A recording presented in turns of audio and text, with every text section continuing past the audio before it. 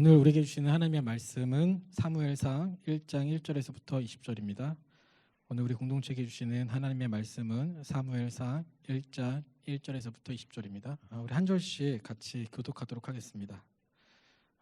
에브라임 산지 라마다임 소빔에 에브라임 사람 엘가나라는 사람이 있었으니 그는 여로함의 아들이요 엘리후의 손자요 도우의 증손이요 숲의 현손이더라.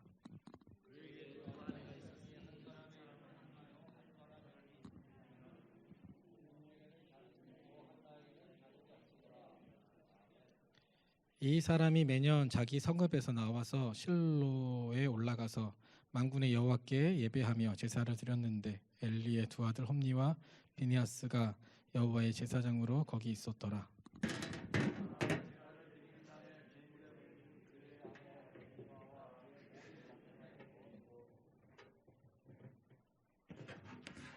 한나에게는 갑조를 주니 이는 그를 사랑함이라. 그러나 여호와께서 그에게 임신하지 못하게 하시니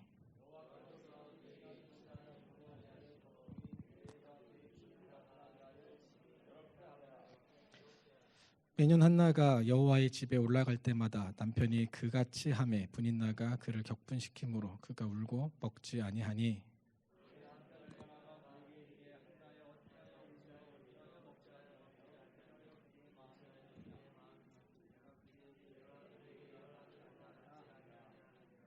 그들이 실로에서 먹고 마신 후에 한나가 일어나니 그때 제사장 엘리는 여호와의 전 문설주 곁 의자에 앉아 있었더라. 서원하여 이르되 만군의 여호와여 만일 주의 여종의 고통을 돌보시고 나를 기억하사 주의 여종을 잊지 아니하시고 주의 여종에게 아들을 주시면 내가 그의 평생에 그를 여호와께 드리고 삭도를 그의 머리에 대지 아니하겠나이다. 한나가 속으로 말하매 입술만 움직이고 음성은 들리지 아니하므로 엘리는 그가 취한 줄로 생각한지라.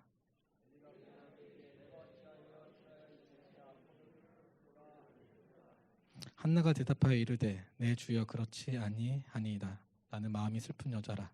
포도주나 독주를 마시는 것이 아니요 여호와 앞에 내 심정을 통하는 것일 뿐이오니.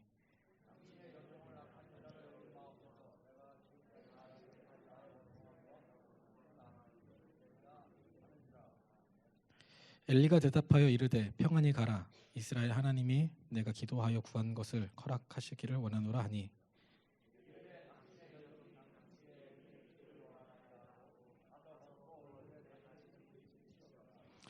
그들이 아침에 일찍이 일어나 여호와 앞에 경배하고 돌아가 라마의 자기 집에 이르니라. 엘가나가 그의 아내 한나와 동침하매 여호와께서 그를 생각하신지라.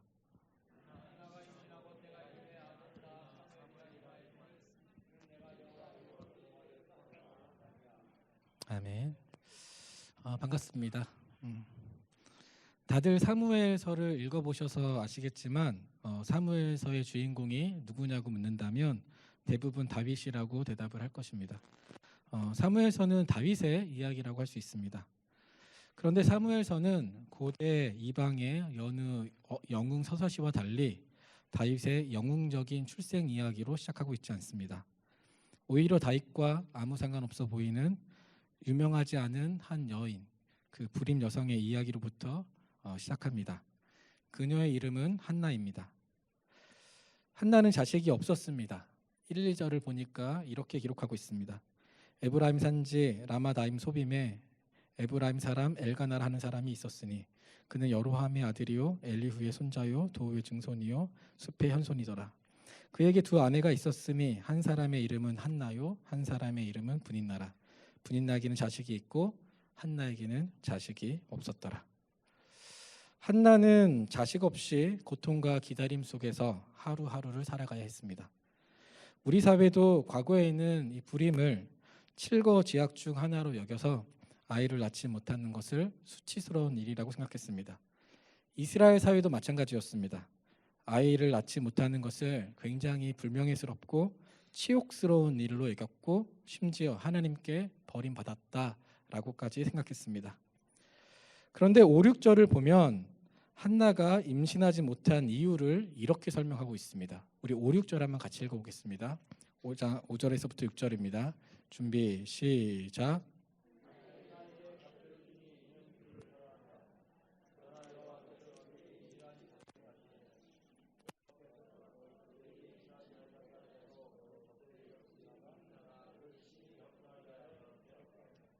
한나가 왜 임신을 하지 못했습니까? 하나님께서 그렇게 만드셨다는 것입니다. 굉장히 충격적인 말입니다. 하나님께서 자기 백성을 임신하지 못하게 하셨다. 우리는 하나님은 언제나 자기 백성의 고통을 헤아리시고 해결해 주시는 분으로 알고 있는데, 성경이 오히려 하나님께서 한나에게 불명예스럽고 치욕스러운 고통을 주셨다고 말하고 있습니다. 그것도 2번이나 거듭 표현하며 강조하고 있습니다. 그만큼 한나의 절망도 컸습니다. 그럼 여기서 질문이 하나 생기는데, 그렇다면 왜 하나님께서는 한나를 임신하지 못하게 하셨는가 하는 것입니다. 왜 한나에게 이런 시련과 아픔과 고통을 주셨느냐 하는 것입니다. 이것은 이스라엘의 당시 상태를 보여주기 위함이었습니다. 한나의 이야기는 한 개인의 이야기를 넘어서서 이스라엘 전체의 이야기를 대변하는 소우주라고 할 수 있습니다. 그러니까 이스라엘의 이야기가 대우주라면 한나의 이야기는 그것의 샘플 같은 어떤 소우주의 이야기입니다. 즉 우리는 한나의 이야기를 통해 대우주의 이야기인 이스라엘의 옛 질서의 종식과 새 질서의 시작을 확인할 수 있습니다. 다시 말해 한나의 이야기를 보면서 우리는 이스라엘의 옛 질서를 종식시키시고 새 질서를 시작하시는 하나님의 계획과 모습을 알 수 있다는 것입니다. 여기서 말하는 이스라엘의 옛 질서는 사사시대를 말합니다. 사사시대. 무법과 불순종과 반역이 가득했던 시대. 늘 자기 소견에 옳은 대로 행동했던 시대. 그럼 새 질서는 어떤 시대를 의미하는 것입니까? 왕정 시대를 말합니다. 신정 안에서의 왕정이라는 이스라엘만의 독특한 정치 체제. 하나님의 통치 아래 인간 왕이 다스리는 그 왕정 시대를 의미합니다. 시간적으로 보면 이 사무엘상 초기는 아직 사사 시대였습니다. 즉 영적으로 한나의 불임과 같이 고통과 절망의 시대였다는 것입니다. 그런데 한나의 이야기는 하나님의 나라는 여기서 끝나지 않는다는 것입니다. 이것이 전부가 아니라는 것입니다. 하나님께서는 그런 절망 가운데서 새로운 이야기, 회복의 이야기, 구원의 이야기를 준비하고 계획하고 실행하신다는 것입니다.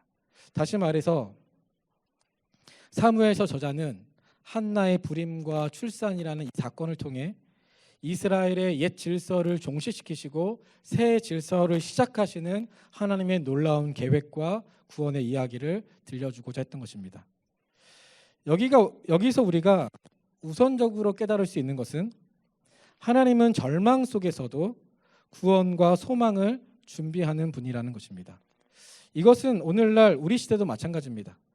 우리가 사는 세상은 참으로 우리를 절망케 하는 일들이 가득합니다. 신앙적인 현실도 마찬가지입니다.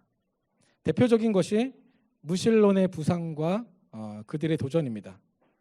무신론은 우리가 다 아시는 것처럼 신이 없다고 믿는 어떤 신념, 어떤 신앙을 의미합니다. 이들의 그 종교에 대한 공격은 참으로 매섭습니다. 이 대표적인 이 무신론 과학자라고 할 수 있는 리처드 돈키스라는 사람이 있는데, 그가 한 인터뷰에서 이런 말을 한 적이 있습니다. 제가 읽어드리겠습니다. 신앙이란 증거가 없어도, 심지어는 반대의 증거가 있음에도 불구하고 맹목적으로 믿는 것을 말한다. 그러니까 신앙을 가진 사람들은 맹신자, 광신자라는 것입니다. 혹시 이거 좀 다른 건데 제 마이크 소리가 울리진 않나요? 잘 들리신가요? 저만 그렇게 느끼는 거죠? 네. 그러니까 리처드 도킨스라는 사람은 신앙이란 증거가 없어도 심지어 반대의 증거가 있음에도 불구하고 맹목적으로 믿는 것을 말한다, 이렇게 이야기했다는 것입니다. 우리가 아는 그 잘 아는 노인과 바다, 그 책의 저자인 어니스트 해밍웨이도 이런 말을 한 적이 있습니다. 모든 생각할 줄 아는 사람은 무신론자이다. 생각할 줄 아는 사람은 다 무신론자다. 그러니까 바꾸어 말하면 유신론자들은 생각이 없다는 거죠. 여기 앉아있는 저와 여러분들은 다 생각이 없다는 거죠.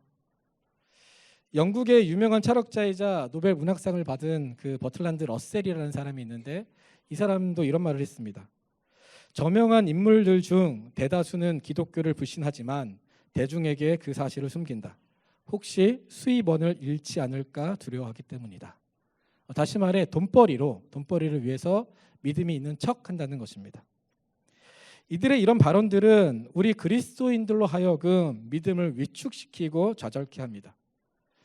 다들 아시겠지만 한 설문조사에 의하면 한국 교회 안에 청년, 청소년의 수가 기하급수적으로 줄고 있다고 합니다. 심지어 이제 모이는 수가 3%도 안 된다라는 그런 발표까지 모았습니다. 이 3%라는 게 그 미전도 종족을 가늠하는 기준 같은 그 수치라고 합니다. 그러니까 3%가 안 된다라는 것은 한국의 청년 그 이하의 세대들이 복음을 한 번도 들어보지 못한 세대랑 똑같다라는 것입니다. 그러니까 이런 기사들을 보면 마음이 무겁고 괴롭고 절망스럽습니다. 그러나 오늘 본문에 의하면 하나님께서는 이런 절망의 시대 가운데서도 영적인 불임의 시대 가운데서도 여전히 회복의 이야기, 소망의 이야기를 준비하고 계시다는 것입니다.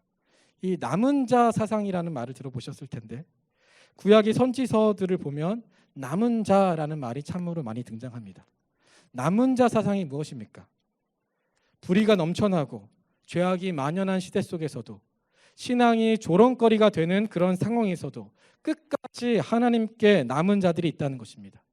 하나님의 약속을 신실하게 붙잡고 믿음을 지키며 살아가는 사람들이 있다는 것입니다. 하나님께서는 우리 그리스도인들이 절망과 고통의 시대 속에서도 주님의 그 구원의 이야기, 소망의 이야기를 바라보며 끝까지 주님을 신뢰하며 살아가길 원하십니다. 우리가 잘 아는 그 찬양의 가사와 같이 세상 흔들리고 사람들은 변하여도 나는 주를 섬기리. 믿음 흔들리고 사람들 주를 떠나도 나는 주를 섬기리. 주님, 우리 랭리 은혜교회가 영적인 불임의 시대 속에서도 주님의 약속을 붙잡고 신실하게 믿음을 지키며 살아가기를 원하십니다. 다시 오늘 본문으로 돌아오면 한나의 이야기는 불임으로 시작한다고 말씀을 드렸습니다.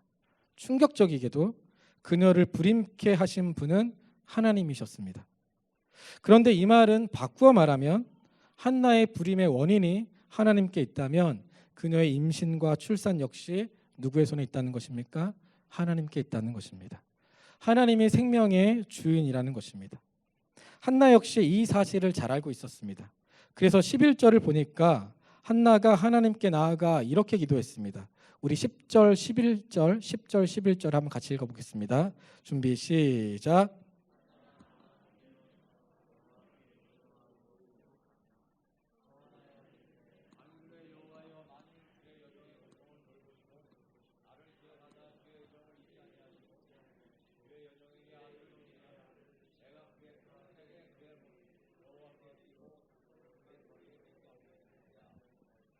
한나는 하나님만이 자신의 문제를 해결해 주실 수 있는 유일한 구원자라는 것을 잘 알고 있었습니다. 그래서 하나님께 나아가 기도했습니다.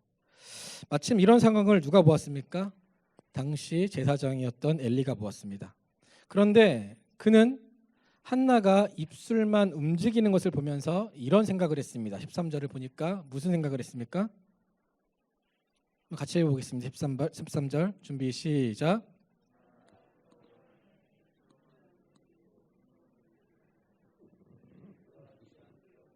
엘리는 그가 취한 줄로 생각했다는 것입니다. 취한 줄로 생각했다. 여기서 우리는 다시금 당시 이스라엘의 영적인 상태를 확인할 수 있습니다. 한 나라의 영적 지도자이자 영성의 상징이라고 할 수 있는 제사장이 하나님의 백성이 고통 가운데 기도하는지 주정하는지조차 구분하지 못할 만큼 당신은 영적으로 피폐했다는 것입니다. 이에 한나는 자신은 그렇지 않다면서 자신의 괴로운 사정을 엘리에게 설명했습니다. 그리고 나서 이 한나 이야기의 가장 중요한 전환점이 되는 말씀이 등장합니다. 17절, 18절입니다. 17절, 18절입니다. 같이 읽어보겠습니다. 준비 시작.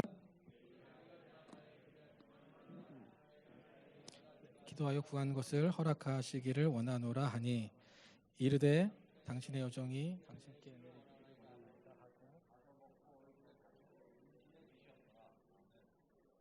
17절을 보면 엘리는 한나에게 평안히 가라고 말했습니다. 하나님께서 그녀의 기도를 들으시고 그 괴로움을 해결해 주실 것이라고 이야기했습니다. 그런데 흥미로운 것은 그 다음입니다. 18절을 보니까 엘리의 축복을 듣고 한나가 어떻게 반응했어요? 가서 먹고 얼굴에 다시는 근심빛이 없더라. 가서 먹고 얼굴에 다시는 근심빛이 없었다는 것입니다. 여기서 근심빛이 없었다라는 것은 슬픈 기색이 하나도 없었다는 뜻입니다. 즉 한나가 더 이상 이 불임 때문에 걱정하거나 염려하거나 근심하지 않았다는 것입니다. 더 이상 그것들이 한나의 마음을 빼앗거나 사로잡지 못했다는 것입니다. 이것은 굉장히 놀라운 이야기입니다. 아직 한나는 임신한 것도 아니었습니다. 그저 제사장의 축복만 들었을 뿐입니다. 그런데 그 말씀을 가지고 한나는 하나님을 신뢰하는 자리로 나아갔다는 것입니다. 오늘날로 치면 이렇게 설명할 수 있지 않을까 싶습니다. 어떤 분이 아무개 집사님이 사업을 하시는데 부도날 위기에 처하자 마음이 너무 괴롭고 힘들어서 교회 가서 막 기도하고 있는데 우연히 목사님께서 길을 가시다가 그 기도 소리를 들으시고 그 집사님께 이렇게 말씀하신 겁니다. 아무개 집사님, 염려하거나 걱정하지 마십시오. 하나님께서 집사님의 기도를 들으셨습니다. 응답해 주실 것입니다. 사업도 회복시켜 주시고 직원들 월급도 다시 밀린 월급도 주실 것이고 빚도 다 갚고 사업은 이전보다 더 크게 번창시켜 주실 것입니다. 한번 이렇게 말했다고 생각해 보십시오. 그 이야기를 들은 집사님은 어떤 생각이 드셨을까요? 겉으로는 감사하다고 하면서 속으로는 거짓말, 희망 고문하는 거야. 혹은 반신반의하면서 좋을 때도 있겠지만 여전히 괴로움 가운데 있지 않을까 생각합니다. 그런데 그 집사님께서 그렇게 생각하지 않으시고 목사님의 말씀을 듣고 집에 가서 밥도 잘 먹고 막 TV도 보고 막 웃고 막 슬픈 기색 하나 없이 지냈다고 한번 생각해 보십시오. 그럼 주변에서 그 집사님을 보면서 뭐라고 말할까요? 미쳤다 하겠죠. 그런데 한나가 딱 그런 상황이었다는 것입니다. 그녀는 하나님을 완전히 신뢰해 버린 것입니다. 더 이상 불임 때문에 염려하거나 슬퍼하거나 근심하지 않았다는 것입니다. 그래서 우리는 여기서 사무엘상 1장의 한나의 이야기가 단순히 한 여성이 불임했다가 출산하게 되었다는 그런 수준의 이야기가 아님을 깨닫게 됩니다. 한나의 이야기는 바로 하나님과 그 백성 사이의 신뢰의 이야기였던 것입니다. 고통과 절망 속에서도 주의 백성이 여전히 하나님을 신뢰할 수 있느냐, 의지할 수 있느냐 하는 것이었습니다. 한나는 불임이라는 고통과 기다림 속에서도 하나님의 약속을 붙잡고 끝까지 신실하게 주님을 신뢰하였습니다. 한나는 실제로 하나님의 은혜로 말미암아 임신하게 되었고 그 유명한 사무엘을 출산하게 되었습니다. 19절을 보니까 여호와께서 그를 생각하신지라라는 표현이 있습니다.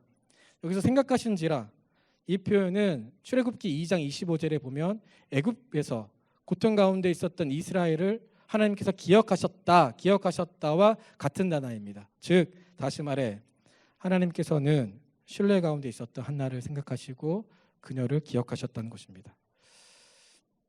이런 사실은 우리도 마찬가지입니다. 모든 문제의 답은 하나님께 있습니다. 불임케 하시는 분이 하나님이시라면 잉태케 하시는 분도 하나님이십니다.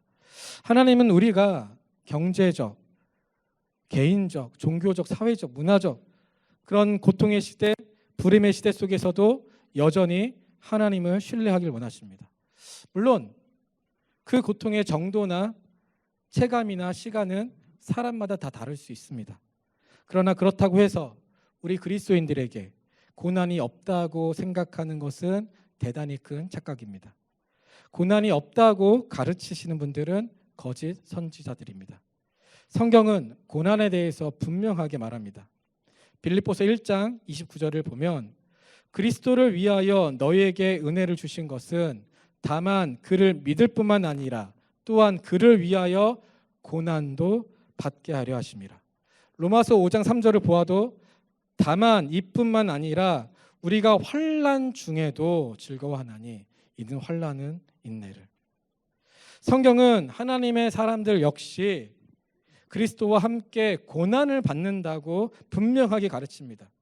그러니 성공신앙, 어떤 번영신앙 이런 것들은 비성경적인 가르침입니다. 교회마다 간증 집회를 많이 하는데 저는 다 나쁘다고 생각하지 않습니다. 되게 유익하고 권장할 만한 간증이 있다고 생각합니다. 그런 간증들도 있다고 생각합니다. 다만 간증 집회에는 위험성이 있습니다. 잘못하면 성공신앙, 번영신앙을 부추길 수 있습니다. 이 간증하시는 분들의 그 눈물 없이 들을 수 없는 그 스토리, 어떤 고난과 역경, 어떤 아픔, 그러다가 하나님의 극적인 개입, 그리고 반전, 그리고 복을 받죠. 어떤 일정한 패턴들이 있죠. 고난, 역경, 아픔, 그러다 하나님의 극적인 개입, 그 다음에 반전, 어떤 복. 이때의 복은 어떤 물질적인 복과 많이들 연결되어 있죠. 저 역시 어렸을 때부터 이런 간증을 많이 들었습니다. 저의 모교에도 외부에서 전문적으로 간증하시는 분들을 초대해서 간증 집회를 많이 했습니다. 그런 간증을 들으며 많은 분들이 자신도 그 이야기 속, 그 간증 속 주인공이 되기를 꿈꿉니다. 그런데 오히려 그런 간증은 상대적인 박탈감을 줄 때가 더 많습니다. 성경적인 가르침이라기보다는 인간의 욕망과 탐심을 부추기는 세속적인 가르침일 가능성이 높습니다. 왕의 제정이라는 책을 들어보셨을 텐데 대표적으로 번영신학을 부추기는 책입니다. 하나님께 제물로 헌신하면 하나님께서 30배, 60배, 100배의 이자율로 대갚아 주신다는 것입니다. 이런 것들은 말이 안 되는 거죠. 오히려 성경은 우리가 부자든 가난하든 어떤 순간에서도 하나님을 신뢰하라고 가르칩니다. 하나님은 선한 목자가 되시기 때문에 비록 우리의 삶이 나의 계획과 나의 시나리오대로 흘러가지 않는다 할지라도 하나님은 언제나 옳으시고 선하시기에 신실하시기에 우리를 최선과 최상으로 인도해 주시는 분이라는 것입니다. 주의 지팡이와 막대기로 우리를 보호하시고 돌보시고 원수의 목전에서도 상을 베풀어 주시는 분이라는 것입니다. 그러니 어떤 상황 속에서도 주님을 의지하고 신뢰하라는 것입니다. 이것이 성경이 주는 진짜 메시지입니다. 그렇다면 도대체 하나님이 누구이시길래 우리가 고난 속에서도 하나님을 믿고 따를 수 있습니까? 우리가 어떻게 해서 언제나 하나님을 신뢰할 수 있습니까? 이와 관련해서 유다서 1장 1절은 우리에게 굉장히 중요한 가르침을 줍니다. 우리 한번 같이 찾아보겠습니다. 유다서 1장 1절입니다. 유다서 1장 1절입니다. 네. 같이 한번 읽어보겠습니다. 준비 시작.